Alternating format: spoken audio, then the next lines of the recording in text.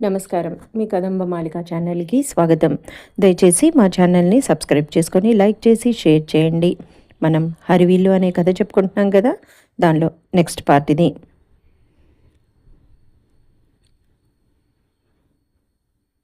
శిశు విద్యా మందిర్‌కి వచ్చేసింది జ్యోతి. ఆ తర్వాత ఆమెని అతను ఎంత బ్రతిమిలాడినా కూడా ఆమె మాట్లాడలేదు. ఆమె హృదయం బండరాయి అయిపోయింది. ఎంత ఎవరు చెప్పినా వినలేదు. చివరికి భర్త ఆమె కాళ్ళు పట్టుకొని కూడా బ్రతిమలాడాడు. అయినా వినలేదు. కడుపును పుట్టిన పిల్లలు కూడా ఆమెను మార్చలేకపోయారు. అలా 2 నెలలు గడిచాయి. ఆమె గంటల తరబడి శూన్యంలోకి చూస్తూ కూర్చుండిపోయేది.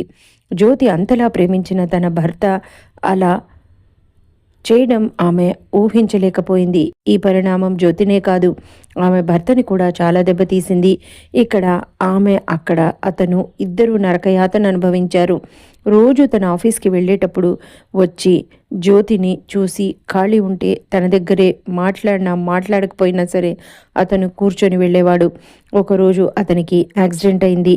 జ్యోతికి చెప్పినా కదల్లేదు, మెదల్లేదు, రాలేదు. కానీ నేను, మా డైరెక్టర్ ఇద్దరం జ్యోతిని బలవంతంగా అతని దగ్గరికి తీసుకెళ్ళాం. అతను ఒంటి నిండా గాయాలతో, తలకి పెద్ద కట్టుతో బెడ్ మీద ఉన్నాడు. జ్యోతి గదిలోకి రావటం చూసి అతి బలవంతంగా 2 చేతులు ఎత్తి నమస్కారం చేసి, నన్ను క్షమించు జ్యోతి అన్నాడు. జ్యోతి అతన్నే చూస్తోంది. అతను ఆమె కళ్ళల్లోకి చూశాడు. ఇద్దరి కళ్ళల్లోంచి నీళ్లు కారిపోతున్నాయి. వాళ్ళ కళ్ళు మనకు చెప్పలేని ఎన్నో భావాలతో కూడిన మాటలు మాట్లాడుకున్నాయి. నేను, మా డైరెక్టర్, డాక్టర్, సిస్టర్ ఇంతమంది ఆ గదిలో ఉన్నాము. అతనికి జ్యోతి చూపుల్లో ఏం అర్థమైందో మరి తెలియదు. అతను 2 చేతులు చాపాడు. అంతే. మా ఇద్దరి మధ్య ఉన్న ఆమె ఒక్క పరుగున వెళ్ళి అతని గుండెలో తలదాచుకొని వెక్కి వెక్కి పెద్దగా ఏడ్చింది. అలా చాలాసేపు ఏడ్చింది. అతను ఏడ్చాడు. అక్కడ ఇంతమంది ఉన్నామని కూడా వాళ్ళిద్దరూ మర్చిపోయారు. భార్యాభర్తలు ఇద్దరూ తన్మయులైపోయారు. వాళ్ళిద్దరినీ అలా చూసిన మేమందరం కూడా చాలా ఆనందించాము. మా అందరి కళ్ళల్లో కూడా నీళ్లు వచ్చాయి. ఎందుకు అలా చేసింది జ్యోతి? అతన్ని ఎందుకు క్షమించింది అంది వత్సల. ఎందుకంటే అక్కడ ఉన్నది జ్యోతి అనే అమ్మాయి కాదు, ఒక అర్ధాంగి, ఒక అమ్మ. అమ్మకి క్షమించడమే తప్ప శిక్షించడం తెలియదు వత్సల అంది. ఏ భార్యాభర్తలకైనా ఒకళ్ళు తప్పు చేస్తే ఒకరిని ఒకరు సరిదిద్దుకోవాలి. కోపం వస్తే తప్పు తెలియచేసుకోవాలి, క్షమించుకోవాలి. అంతేకాని పవిత్రమైన భార్యాభర్తల బంధాన్ని విడతీయకూడదు. సాక్షాత్ ఆ పరమశివుడు తను ఆ అమ్మని వదిలేస్తే ఎక్కడ ఒంటరివాడవుతాడో అని తన శరీరంలోని అర్ధభాగం ఇచ్చాడు. అంటే ఏంటో తెలుసా? జీవితంలో నేను వేసే ప్రతి అడుగుకి నీది బాధ్యత ఉంది సుమా అని చెప్పడం. ఒక కాలితో మనిషి సరిగ్గా ఎలా నడవలేడో, నువ్వు నాతో జత కలిపి వేసే ఆ 2వ పాదం మీదే మన జీవితం ఆధారపడి ఉంటుంది అని తెలియచెప్పటానికి. భరత్ సంభ్రమాశ్చర్యాలతో చూస్తున్నాడు చందనని. చందనలో ఉండే ఇంకో అమ్మాయిని చూస్తున్నాడు భరత్. అలాగే నారాయణుడు తన హృదయాన్ని ఇచ్చాడు ఆడదానికి. అంటే నా మనసంతా నువ్వే నిండి ఉన్నావు కాబట్టి అక్కడికి ఇంకెవ్వరూ చేరకుండా చూసుకోవాల్సిన బాధ్యత నీదే సుమ్మా అని అర్థం. అలాగే బ్రహ్మదేవుడు తన నాలిక మీద స్థానాన్ని అమ్మవారు సరస్వతీదేవికి ఇచ్చాడు. అంటే పెళ్ళైన దగ్గర నుంచి నీ వాక్కు నా వాక్కు ఒకటై ఉండాలి, మనిద్దరి మాట ఒకటిగా ఉండాలి, మన మనస్సులు కలిసి ఉండాలి అని అర్థం. మనిషి తప్పటడుగులు వేయచ్చు కానీ తప్పుడు అడుగులు వేయకూడదు. ఆ రోజు నువ్వు డేవిడ్ బీచ్లో అలా తిరగడం మంచా చెడా అన్న ఆలోచన మీకిద్దరికీ కలగలేదు. ప్రేమలో పడ్డ ప్రతి ఒక్కరి పరిస్థితి అంతే. కానీ అలా మిమ్మల్ని ఇద్దరిని చూసిన మీ అన్నయ్యకి వచ్చింది ఆ ఆలోచన. అందరూ భరత్ని చూశారు. డేవిడ్ మంచివాడు కాబట్టి సరిపోయింది. అదే నిన్ను వాడుకొని వదిలేస్తే నీ పరిస్థితి ఏంటి? నువ్వేమవుతావు? అసలు నీ ప్రేమ నిజమైందా కాదా అన్న ఆలోచన నీకు రాలేదు. కానీ ఆ ఆలోచన మీ అన్నయ్యకి వచ్చింది. అదే మీ అన్నయ్య కోపానికి కూడా అర్థం. ఇంటికొచ్చి నీ డేవిడ్ గురించి ఆరాలు పీకి లాగి అతను మంచివాడే అని అర్థం చేసుకున్నాక నిర్ధారించుకున్నాక కానీ మీ అన్న మనసు నిలవలేదు. భరత్ సంభ్రమాశ్చర్యాలతో చూస్తున్నాడు చందనని. ఇవన్నీ చందనకి ఎలా అర్థమైనాయి అని. ఆ రోజు మా ఆ రోజు మీ ఇద్దరి వలన నాకు కూడా మా బాస్ చేతిలో తిట్లు పడ్డాయి అంది. అందరూ నవ్వారు. భరత్ కూడా నవ్వేశాడు. ఇప్పుడు చెప్పు మిస్టర్ జయదేవ్, ఎవరు గొప్ప అంది 2 చేతులు జోడించి నమస్కరించి. ఆడవాళ్లే గొప్ప అన్నాడు తల వంచి నమస్కారం చేసి. అందరూ చప్పట్లు కొట్టారు. దేవకి చందనని దగ్గరికి తీసుకొని బుగ్గ మీద ముద్దు పెట్టుకుంది. చందన ఆవిడ్ని కౌగిలించుకుంది. మనసులో మాత్రం అనుకుంది, అత్త, నీ చల్లటి ఒడిలోకి చేరాను మా నాన్న చెప్పినట్లు అని అనుకుంది. ఈ స్టోరీ నీకెవరు చెప్పారు అంది వత్సల. జ్యోతి చెప్పింది. అసలు నువ్వు ఆ కథ ఎందుకు అడిగావు అంది విజ్జి. నేను ఆల్ ఇండియా తెలుగు మహిళా సభల్లో జరుగుతున్నప్పుడు మెడ్రాల్స్ వెళ్లాల్సి వచ్చింది. అక్కడ ఇలాంటి తర్కమే వచ్చింది. ఆ పోటీల్లో నేను పాల్గొన్నాను. అప్పుడే ఈ కథని జ్యోతి నుంచి నేను తెలుసుకున్నాను. ఇదే స్టోరీని అక్కడ చెప్పాను.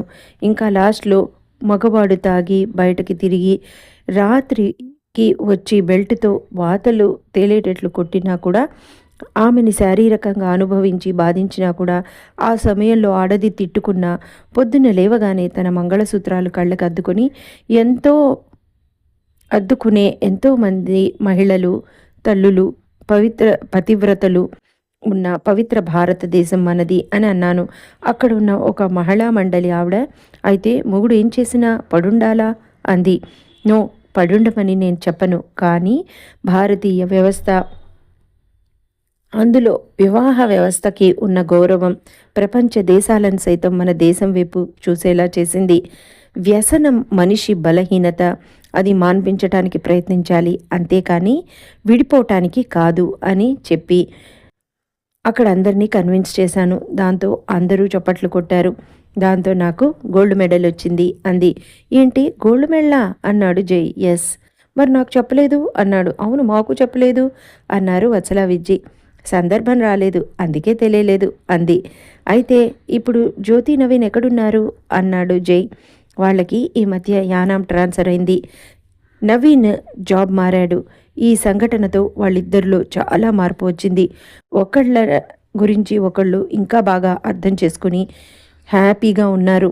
యానాంకి గోవా దగ్గర కదా, ప్రతి 3 నెలలకి గోవా బీచ్లో చక్కర్లు కొడుతూ ఇంకా హ్యాపీగా గడుపుతున్నారు జీవితాన్ని అంది. వండర్ఫుల్ అన్నాడు డేవిడ్. ఎస్, నాకు ఆ జంట అంటే చాలా ఇష్టం అంది చందన. చందు, చిన్న డౌట్ చెప్పు మహాశయ అంది. అందరూ నవ్వారు. ఇంతకీ ఎవరిని కన్విన్స్ చేశారు నాకు అర్థమవలేదు అన్నాడు. ఇద్దరూ ఒకళ్ళనొకళ్ళు అంది. అంటే బాబు జయదేవా, వారి బెడ్రూమ్లో జరిగిన సంఘటనలు కూడా నీకు నేను లైవ్ టెలికాస్ట్ చేయలేను తండ్రి అంది. అందరూ నవ్వారు. ఛీ, నిన్ను అని దిళ్ళు చిన్నవి ఉంటే అక్కడ తీసి విసిరాడు. చూడండి ఆంటీ అంది. భరత్ అల్లరి పిల్ల అని అనుకున్నాడు. అమ్మ, భోజనం సిద్ధం అంది వంట మనిషి కింద నుంచి వచ్చి. పదండర్రా, భోజనాలు చెదురు గాని అంది దేవకి. ఆవిడతో వెళ్తూ జై అంది. అందరూ అటువైపు చూశారు. వాళ్ళ బెడ్రూమ్లో ఏం జరిగిందో తెలుసుకోవాలంటే పెళ్ళి వెంటనే చేసేయమని మీ అన్నయ్యని దీపిక చెప్తుంది అంది. చిచ్చి నిన్ను అంటూ చందన పరిగెడుతుంటే జై కూడా పరిగెత్తాడు. దీపు చూడు అంటూ చందన ఇంకా ఫాస్ట్గా కిందకి పరిగెత్తింది. అందరూ నవ్వుకున్నారు. భరత్ మనసులో ఎంతో ఆనందంగా ఉంది. ఎందుకంటే తను చూసిన చందన వేరు. తను మొదట చూసినప్పుడు చాలా అమాయకంగా, అప్పుడే ఏ పల్లెటూరు నుంచో వచ్చిన పిల్లలాగా ఉంది. కానీ తనలో ఇంకో మనిషి దాగి ఉంది. ఆ చందన ఇంకా క్లెవర్ అని అనుకున్నాడు నవ్వుకుంటూ. నిజంగా చందన ఈరోజు నేను కొత్తగా చూశాను అని అనుకొని, my dear sweet devil, I want you అని అనుకున్నాడు మనసులో. అన్నయ్య అన్న విజ్జి పిలుపుతో ఈ లోకంలోకి వచ్చాడు భరత్. అన్నం తిందాన్రా అంది తల్లి కూడా వెనక నుంచి. అని వచ్చాడు. చందనకి దీపికకి ఏవో కబుర్లు చెప్తోంది అక్కడ వత్సల. చందు ముసిముసిగా నవ్వుతోంది. అందరూ భోజనాలైనయి. దీపు చందు కబుర్లలో పడ్డారు. చాలాసేపు వాళ్ళు మాట్లాడుకుంటూ ఉంటే వత్సల వచ్చి, ఏ చందు, ఈరోజు నువ్వు నా గదిలో పడుకోరా అంది. ఏ పాపం, ఒంటరిగా పడుకోలేకపోతున్నావా అంది. చీ రావే అంది. సరే పడుకో, కాసేపు ఆగి వస్తాను అంది. వత్సల గదిలోకి వచ్చి పడుకుంది. కానీ మోహన్కి డేవిడ్కి తన రూమ్ ఇచ్చిన భరత్ వత్సల గదిలోకి వచ్చి, ఏయ్ నువ్వు అమ్మ దగ్గర పడుకోవే వెళ్ళి అని అతను అక్కడున్న రగ్గు కప్పుకొని పడుకున్నాడు. అప్పటికే నిద్ర ముంచుకు వచ్చిన వత్సల తన చందుని పిలిచానన్న విషయం మర్చిపోయి తల్లి గదిలోకి వెళ్ళిపోయి పడుకుంది. ఏసీ ఫుల్లో పెట్టి రగ్గు నిండా కప్పుకొని పడుకున్నాడు భరత్. ఒక అరగంట అయింది. టైం 11:30 అయింది. అందరూ పడుకున్నారు. భరత్కి పక్క మారడంతో నిద్ర పట్టేటప్పటికే లేట్ అయింది. తెల్లగటి నైటీతో తల్లో మల్లెపూలు పెట్టుకొని గుమగుమలాడుతూ గదిలోకి వచ్చి తలుపేసి, ఏ వచ్చు డార్లింగ్, నన్ను రమ్మనమని నువ్వు ముసుగు తన్నావా అంది. భరత్ ఉలిక్కి పడ్డాడు. ఏ వచ్చలా, ఏంటే తోడు రమ్మనమని అలా ముసుగు తన్ని పడుకున్నావు? మీ డేవిడ్ అనుకొని రాత్రి నన్నేం చేయవుగా ఏంటి అని అంది. సమాధానం లేదు అటేపు నుంచి. ఇదండి ఇప్పటి వరకు జరిగింది. ఆ తర్వాత భారత్కి చందర్కి మధ్యలో ఏం జరుగుతుంది అనేది చాలా ఆసక్తిగా ఉంటుంది. నెక్స్ట్ ఎపిసోడ్ మిస్ అవ్వకుండా వినండి. మీకు మా ఛానల్ నచ్చితే కనుక లైక్ చేయండి, సబ్స్క్రైబ్ చేయండి, తప్పకుండా షేర్ చేయండి. Thank you.